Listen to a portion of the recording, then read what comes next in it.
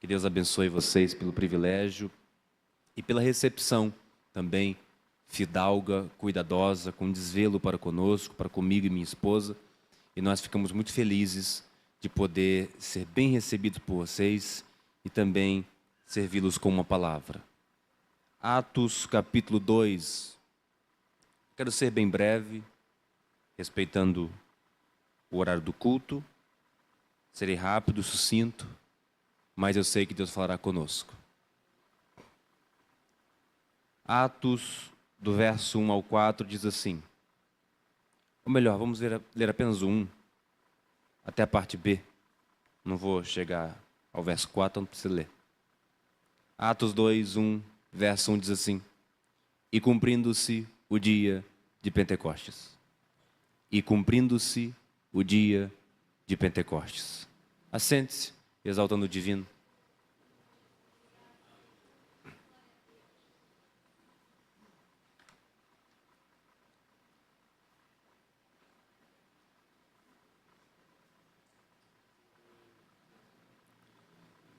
Meus queridos irmãos, como eu dizia ontem, nós que somos de fé pentecostal, nós que somos assembleianos, nós estamos muito familiarizados com este tipo de texto. Sejam textos que falem sobre fogo, chama, altar, ou até mesmo Atos 2. Nossa fé se vincula muito a isto. Atos 2 é temática de muitas campanhas, muitos congressos, muitos louvores. Eu comecei a pregar muito cedo, aos 5 anos de idade. Já são aí 20 anos pregando. E eu não sei contar quantas vezes já preguei neste texto, em razão de ser temática de muitas campanhas, de vigílias, de congressos.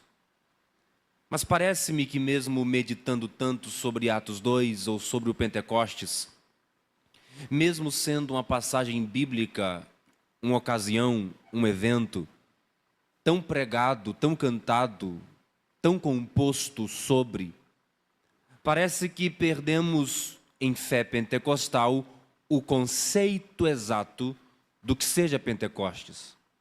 Talvez em razão do hiato temporal, da lacuna entre nós e o texto, ou da lacuna entre nós e o Espírito, parece que perdemos a ideia central que é proposta por Deus em Pentecostes. Isso quiçá porque olhamos muito para Atos 2 e em Atos 2 não entendemos o conceito. Entendemos, quem sabe, a ocasião, o poder de Deus, o poder da palavra, mas não o conceito do dia que Deus marcou a fim de revelar ao seu povo o seu Santo Espírito. Não podemos compreender Pentecostes olhando para Atos 2. Só compreendemos Pentecostes olhando para Levítico 23, que é o mandamento inicial desta festa. Esta é uma das 3 grandes solenidades que o povo judeu fazia e entregava a Deus e se reunia para. Pessach é a principal e a primeira, a Páscoa. A Páscoa celebra a passagem do anjo da morte e o pulo que ele dá, porque Pessach vem do hebraico pulo, saltar, e o anjo da morte salta à casa do judeu. Não salta à casa do judeu porque ele era judeu, não entendamos o conceito errado. Ele salta à casa do judeu porque havia na porta sangue do cordeiro. Então, o povo que eu vim, o cargo que eu tenho, o sangue que carrego nas veias, não me impede a morte. O que me impede a morte não é o sangue que eu carrego dentro, é o sangue que me cobre por fora. A outra grande solenidade, além desta, é o Sukkot. Sukkot é a festa dos tabernáculos, aonde o povo judeu tem o costume até hoje de sair de suas casas, acampar no deserto, a fim de que lembrem-se do processo que enfrentaram, saindo do Egito, estando no deserto, rumando para a terra prometida. O Sukkot, esta festa dos tabernáculos, brada ao coração de quem a pratica. Lembre-se da onde você veio, Egito. Não se esqueça da onde você está, deserto. E não perca de vista para onde você vai, terra prometida. Estou pregando a um povo que sabe o que é sofrer no Egito. Sabe o que é sair do Egito e também sabe o que é padecer em desertos. Com fraquezas, com doenças, com lamúrias, com dificuldades. Mas estou pregando a um povo que também sabe para onde vai. Eu sofri lá no Egito, eu sofro ainda aqui no deserto, mas chegarei em uma terra onde não sofrerei mais, aonde não haverá dores, tristezas, mágoas, porque é bíblico que Cristo enxugará dos nossos olhos todas as lágrimas, e aceitando alguém ou não, o céu é um lugar de plena alegria. Quantos acreditam que vão morar lá e podem adorar o Jesus que está nos conduzindo? E entre essas duas aparece esta que está no texto, Shavuot, Pentecostes. Pentecostes é a tradução de Hamashim Yom, ou 50 dias. São 50 dias depois da Páscoa. Daí Shavuot, semanas, 7 semanas depois da Páscoa. Comemora-se o Pentecostes. E se você se virar a um auditório pentecostal assembleiano e perguntar ou propor uma ideia de que se reduza Pentecostes em uma só palavra, talvez não é que errem a palavra. Provavelmente darão o sentido antagônico ao real. Será uma palavra oposta ao que se deve. Porque nós estamos vinculando Pentecostes, Shavuot, estamos vinculando a recebimento. E talvez se você propusesse esta ideia, reduza em uma palavra, em um verbo, o que é Pentecostes? É possível que este único verbo seja receber. Pentecostes é receber. Receber o poder de Deus. Receber o dom de novas línguas. Receber uma unção distinta para a pregação do Evangelho. Receber dons espirituais para a edificação da igreja. E embora faça sentido esta palavra, ela é antagônica ao real e verdadeiro conceito de Pentecostes.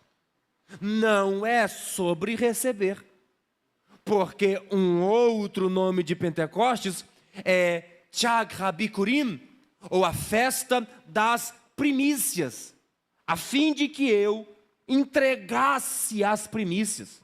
Logo, o sentido é antagônico a recebimento. Pentecostes não é sobre o que eu recebo, é sobre o que eu entrego. Nós é que achamos que tem que pular no manto. Nós é que achamos, e aí saímos decepcionados, porque pensamos que tem que alguém se rasgar jogando no chão, porque é Pentecostes. Nós aqui pensamos que se houve pouca gente rodando, houve pouco poder pentecostal. Nunca foi isso. Pentecostes não é sobre o que eu recebo, é sobre a minha disponibilidade em me entregar no altar de Deus. Aleluia. Eu tenho uma notícia que pode mexer com você para o lado ruim.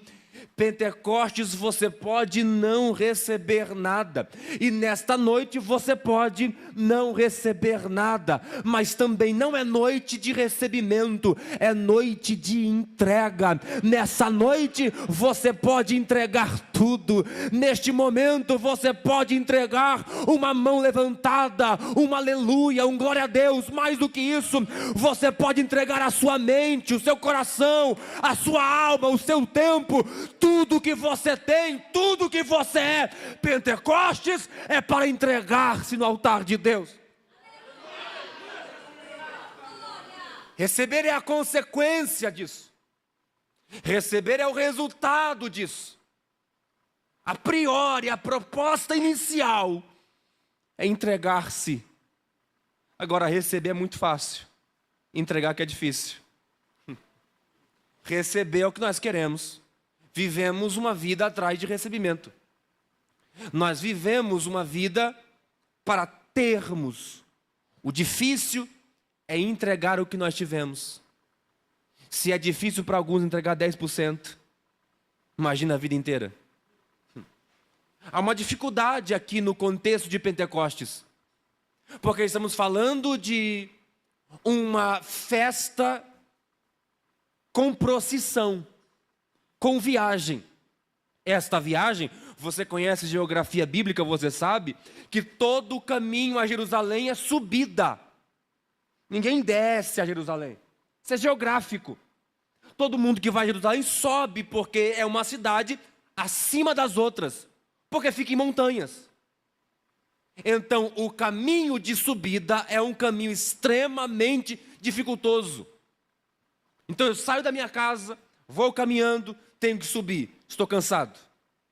Mais do que isso, a festa de Pentecostes, enquanto Pessach, Páscoa, acontece em Abib, Pentecostes, Shavuot, acontece em Sivan, um mês cujo nome significa estação ou tempo. A estação de Sivan é primavera.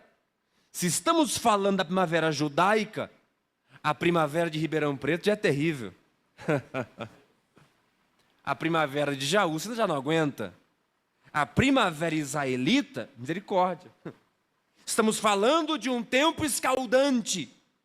Estamos falando de uma caminhada a pé, da cidade que você mora, independentemente de qual seja ela, a fim de chegar em Jerusalém numa subida, em um tempo que é escaldante, numa estação que é difícil. Entregar nunca foi fácil, né? Mais do que isso, nenhuma festa exigia de mim carregar tanta carga como esta. Chag Rabikurim, festa das primícias, exigiu-me no processo de colheita, exigiu-me no processo de seleção, porque há dois tipos de primícias em texto hebraico. Há dois tipos de primícias no Antigo Testamento. Primícia Reshit, primeiro. Está lá escrito em Gênesis 1, versículo 1. Bereshit bara Elohim. Reshit, princípio no sentido de tempo. Bikurim, que também é primícia, não é no sentido de tempo, não é primícia primeiro, é primícia melhor. Na festa de Pentecostes, eu não entrego o primeiro, eu entrego o melhor do que eu tenho. Eu não vim trazendo um aleluia, é o melhor aleluia que eu tenho. Eu não vim trazendo um glória a Deus, é o melhor glória a Deus que eu tenho. Eu não vim apenas erguer a minha mão, é a melhor erguida de mão que eu tenho. Pode ser pouco, mas é o melhor que eu tenho. Pode ser nada para alguns, mas é o melhor que eu trouxe. Eu estou falando a alguém, a palavra de Deus é: não se incomode com a primícia que você trouxe. É pouco para muitos, mas se é o melhor que você tem, eu recebo de bom grado e recompenso a tua vida. Quantos trouxeram alguma primícia para entregar no altar de Deus nesta noite? Você é livre para fazê-lo. Aleluia. É uma graça de Deus aqui no ambiente. Alguém julga o outro, veio se arrastando, é o melhor que ele tinha. Vem em dificuldade, é o melhor que ele tinha. Olha o tamanho do dízimo que deu. É o melhor que tinha. Quem é esse irmão que coloca 25 centavos todo dia? É o melhor que ele tem. Porque Jesus não se impressiona com o tamanho de oferta, se impressiona com o tamanho de coração de ofertante. A única oferta que ele aplaudiu e o queixo caiu é da viúva que entrega uma moeda judaica em Império Romano. Repito, ela entrega uma moeda judaica em Império Romano. É entregar $1 no Brasil, é entregar R$1 na China. O dinheiro pode valer aqui, mas não vale lá. Ou seja, naquele altar valia nada. Não valia nada embaixo, mas valia muito em cima. Porque Deus recebe. Eu estou falando a alguém que aqui embaixo trouxe muito pouco, mas o céu veio receber a tua oferta e você é livre para ofertar. Aleluia. Nunca foi o tamanho da primícia, sempre foi a disponibilidade em trazê-la. É uma carga na subida. São carroças de trigo, de milho. São ofertas que eu trago ao altar de Deus. E eu encerro aqui. São ofertas que eu venho trazendo, carregando tanto peso, tanto peso, tanto peso. E há uma referência a esse tipo de procissão com peso. Ali em 1 Reis, em 1 Samuel capítulo 10, ali na unção de Saul, quando Deus diz a ele: você encontrará 3 homens subindo a Betel. Um carrega 3 bolos, um carrega 3 cabritos, e o outro carrega uma garrafa de vinho. E aí o texto não faz sentido. Por que é que um bendito carrega 3 bolos de pães e não compartilha a carga com os outros? Por que é que não colocam um pão sobre cada cabrito e assim não levam nada? Por que não colocam um odre em cima de um cabrito? Por que não há compartilhamento da carga? Por que é assim? Há 2 razões. Primeira razão: Deus falou que assim seria e assim foi. A palavra pode não fazer sentido, mas Deus falou, acontece. A profecia não faz sentido, Deus falou, acontece. Palavras liberadas sobre você não fizeram sentido algum. Eu profeta, logo eu profetiza, eu pregador do evangelho, eu cantando, eu desafino a palma. Como é que eu vou conseguir? A palavra não faz sentido, mas se foi Deus que liberou, aguarde o cumprimento. A palavra não faz sentido, mas se Ele prometeu, Ele cumpre. E pode não fazer sentido um velhinho de 80 anos matando gigante, mas esse mesmo velho libera a palavra. Caleb, filho de Jefoné, diz: aquele que começou a boa obra em mim, ele é fiel para terminá-la. Pode não fazer sentido, mas eu sei quem me prometeu e eu sei que ele cumpre.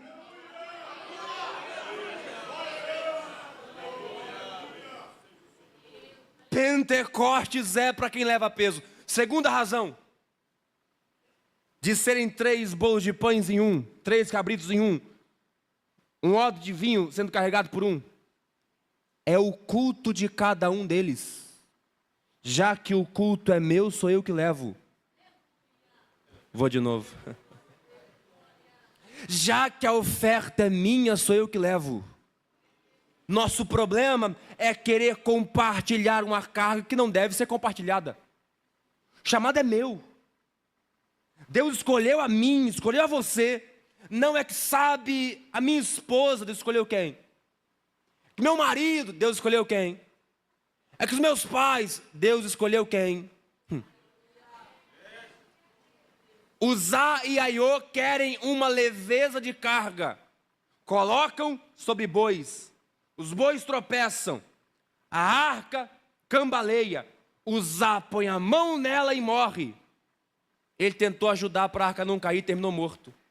Sabe como Deus mata ele? Davi chama o lugar de Pérez Uzá. Peresh em hebraico é partir ao meio. Deus parte Uzá em 2. Para revelar que o que ele fez foi errado. O quê? Colocar a arca sobre bois. Deus não mata os bois. A culpa não é deles, não sabem o que levam. Por isso que andam de qualquer jeito. Porque quem não sabe o que carrega, anda mancando. Vou de novo.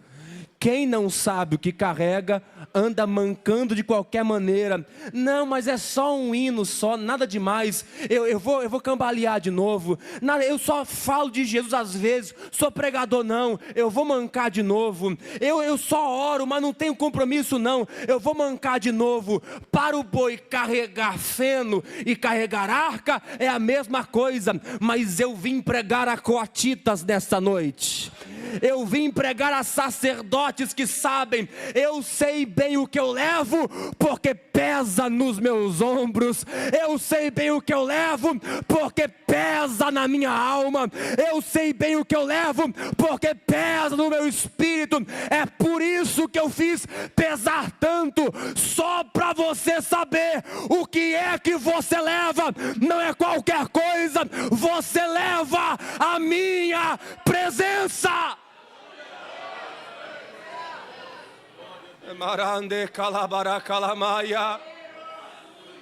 É por isso que pesa tanto, você não leva qualquer coisa.